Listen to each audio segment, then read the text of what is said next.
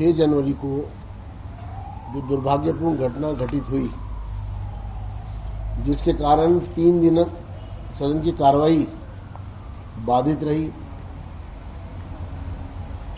और 7 जनवरी को सदन का जो कार्रवाई का ट्रांसक्रिप्शन वर्बेटिम भी सदन में पढ़कर सुनाया गया। उसके बाद भी उनको आतिशी जी को मौका दिया गया कि वो अपना स्पष्टीकरण दे। 6 तारीख को भी मौका दिया गया। जब ये मामला सदन में उठ रहा था तो उसी समय वो बिना इसका रिप्लाई करे सदन से चली गई। वो उसी समय स्पष्टीकरण दे सकती थी जो उनको लगता था, लेकिन जब पूरे हाउस के सामने जब सदस्यों ने सुना और सुनने के बाद वहां पर जिस प्रकार का एक वातावरण बना वो बहुत ही भयावह था। उस वातावरण में सदस्यों को समझा पाना पूरी तरह से असंभव सा लग रहा था। सदन की कार्रवाई को रोकना पड़ा। उसके पश्चात 7 तारीख को के लिए मामले को रखा गया। उसके बावजूद भी चेयर ने उस विषय पर कोई फैसला नहीं लिया, क्योंकि सदन में ये मानना था चेयर का कि पहले इस बात की पुष्टि की जानी चाहिए सही प्रकार से, क्योंकि ये गंभीर और संवेदनशील मामला है। और 1 दिन का समय रखा गया कि कल इसकी पुष्टि करके ही इस पर बात होगी, और किसी सदस्य को इजाजत नहीं दी गई, लेकिन फिर भी वहां पर सदस्य अपनी बात कहते रहे अपने अपने प्रकार से। अगले दिन जब इसकी पुष्टि कर ली गई और विधानसभा कार्यालय के सचिवालय से जो वर्बेटिम नोट किया जाता है उसमें इसकी पुष्टि हो गई, वीडियो में इसकी पुष्टि हो गई, तो फिर इसमें फिर उनको बुलाया गया कि आप आइए, बताइए, रिग्रेट करिए, अपनी सफाई में कुछ कहना है तो वो कहिए। और अगर गुरुओं के सामने सर झुकाना पड़ता है उनका आशीर्वाद लेने के लिए, तो ये तो हमारा सौभाग्य होता है। लेकिन मुझे लगता है कि इस पूरे मामले में ये भावों की कमी के कारण ही ऐसा संभव होता है।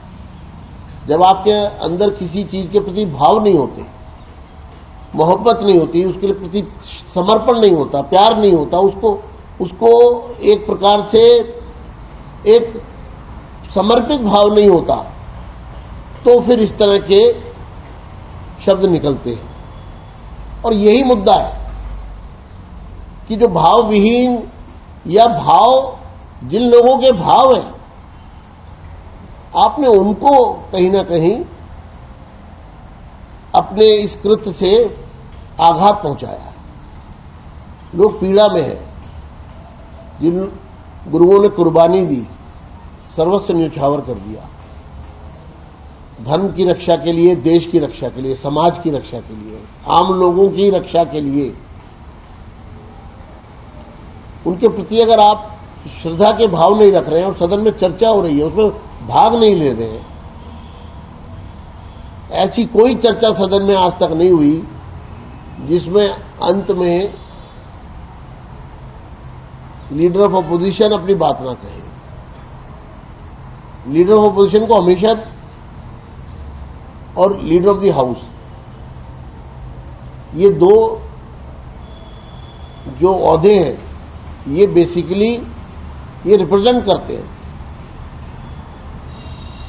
अब चर्चा में आप भाग नहीं ले रही हैं, गुरुओं के नाम के प्रति आप कोई श्रद्धा नहीं अर्पित कर रही हैं, और बाद में भी जिस तरह का व्यवहार कर रही हैं, और उसके बाद फिर सदन को छोड़ के चले जाना इस तरह से जैसे कि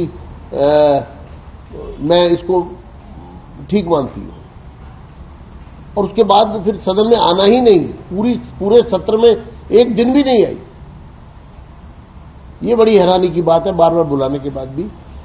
तो इसको क्या माने कि चोरी और सीना चोरी, इससे ज्यादा और क्या हो सकता है। अभी हमने नोटिस दिया था सभी पुलिस अधिकारियों को संबंधित। आज हम पंजाब सरकार के एफएसएल विभाग को भी नोटिस भेज रहे हैं कि वो इस पर अपना जवाब दें। रिपोर्ट का आधार क्या है, रिपोर्ट सबमिट करें और इसके लिए 22 तारीख तक का समय दिया जा रहा है। एफएसएल को आज दिल्ली विधानसभा की ओर से नोटिस जारी किया जाएगा, ये हमने तय किया है। दूसरा, जो जिन अधिकारियों को कल तक जवाब देना था उसमें जो डीजीपी हैं उनका रिप्लाई आया है और कमिश्नर जालंधर का भी ने भी जवाब भेजा। जवाब से अर्थ ये है कि डीजीपी क्योंकि उनके घर में गमी है और व्यक्तिगत कारणों से उनके पिता के देहांत के कारण, वो रिचुअल्स के कारण उन्होंने कुछ और समय मांगा है, तो उन्हें भी 22 तारीख तक जवाब देने की अगली तारीख तय की गई है। इसी तरह से राष्ट्रपति महोदया जालंधर में ही है और आज वहां पर कार्यक्रम है, तो उसके कारण वो अपना जवाब नहीं तैयार कर पाई, तो उनको भी हमने 22 तारीख तक का समय दिया है। इसमें जो तीसरा नोटिस है, DGP special, DGP cyber cell, उन्होंने अपने जवाब में लिखकर भेजा है कि ये जो पूरा मामला है उससे उनके विभाग का कोई भी संपर्क नहीं है, ना कोई संबंध है और ना ही ये जो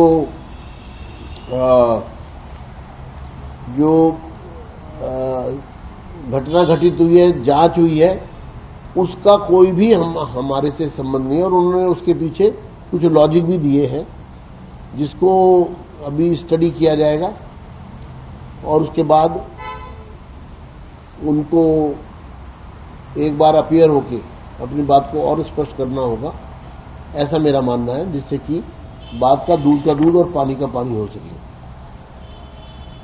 इसके साथ हमने कल दिल्ली विधानसभा की कमेटी ऑन प्रिविलेजेस ने अपना कार्रवाई शुरू कर दी है और उसके लिए उन्होंने आतिशी जी को ब्रीच ऑफ प्रिविलेज का जवाब देने के लिए कि अपनी स्थिति स्पष्ट करें, उसके लिए नोटिस जारी किया है और उन्हें 19 तारीख तक उसका जवाब देना है। तो इस पूरे मामले में जहां एक तरफ डायरेक्टर पंजाब फॉरेंसिक लेबोरेटरी को आज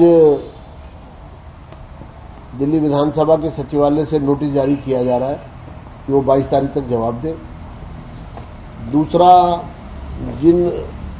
जो 15 तारीख तक जवाब देना था उस पर जो हमें प्राप्त हुआ है उसको हमने स्वीकार करते हुए, और जो डीजीपी स्पेशल सेल, जो है स्पेशल डीजीपी साइबर सेल ने जो अपना वक्तव्य दिया है उसकी जांच, उसका स्टडी किया जाएगा और उसके बाद ये जवाब जो है कमेटी ऑन प्रिविलेजेस को सबमिट कर दिया जाएगा। उसके बाद कमेटी इस बारे में फैसला लेगी और आगे की कार्रवाई करेगी। तीसरा, आतिशी जी को हमने